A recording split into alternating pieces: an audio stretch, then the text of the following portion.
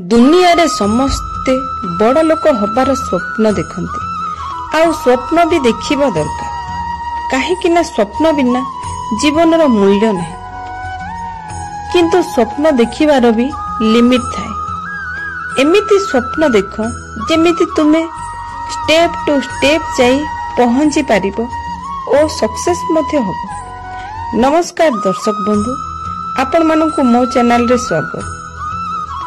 आजिर ए प्रेरणादायक वीडियो रु आमे जानिबा अधिकरु अधिकर आशा रखी मनीष केमिति किछि पाइनी। ए वीडियो रु जानिबा थरे दुई सांग समुद्र को माछ धरिबा पाई बाहरिले। माछ खोजु खोजु जनकु गोटे बड़ माछ हाथ को लागिला। आरो सांग माछ को देखिला और भाबिला एते बड़ माछ ये पाइला, ये तो बहुत पैसा वाला है जीवो। मु भी यहाँ ठारू आहुरी बड़ माछ धरिबी और या ठारू अधिक पैसा बिकिबी। एमिति भाबी भाबी से माछ पछरे समुद्र रे खोजी बुलिला। जेते भी छोट माछ आसु थाए से फोपाड़ी दउ थाए। ता दिमाग भितरे केवल ता ठारू बड़ माछर आशा रही जाइछि। एमिति माछ खोजु खोजु सखालर संध्या हो गला, किंतु बड़ माछ पाई पारलानी और से भितरे जेते छोट छोट माछ आसिले मध्य से फोपाड़ी दउथिला। किंतु तार आरो सांग पाखरे बड़ माछ भी थिला, ता सह छोट माछ मध्य थिला।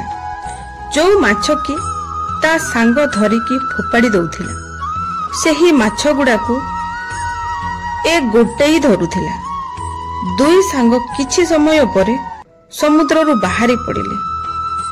ता सांग माछ को बिकिबा पाई गला।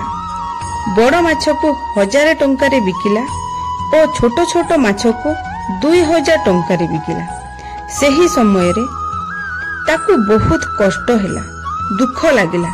से भाबिला काश मो एई छोट छोट माछ को न फोपाड़ी धरि थांती ताहेले आज मु एहा ठारू मध्य अधिक पैसा पाई थांती।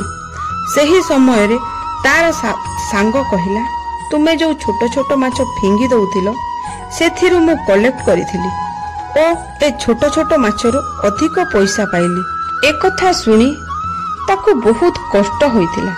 से निराश होई चिंतारे पड़ी गला। दर्शक बंधु, ए कहानी रो आमे एहा जानिले जे आमे बड़ बड़ आशा रखी छोट छोट जिनिस को इग्नोर करि दउ।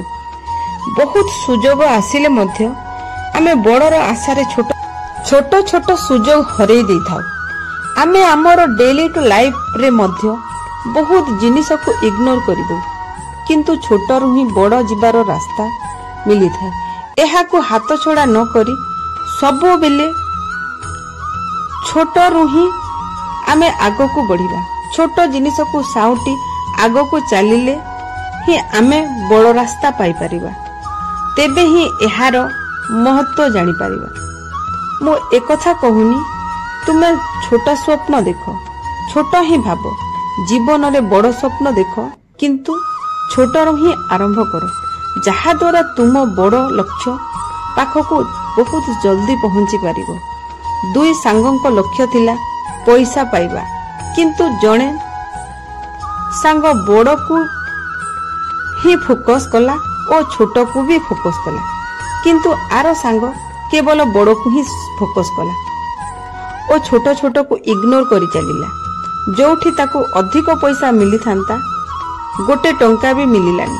तेणु सबु बेले मने रखंतु, छोट छोट सुजोग रे ही बड़ सफलतार रास्ता लुचि रही थाए। दर्शक बंधु, एमिति आहुरी वीडियो देखिबा पाई चाहुचंती तो मो चैनल को लाइक सब्सक्राइब करि दियंतु।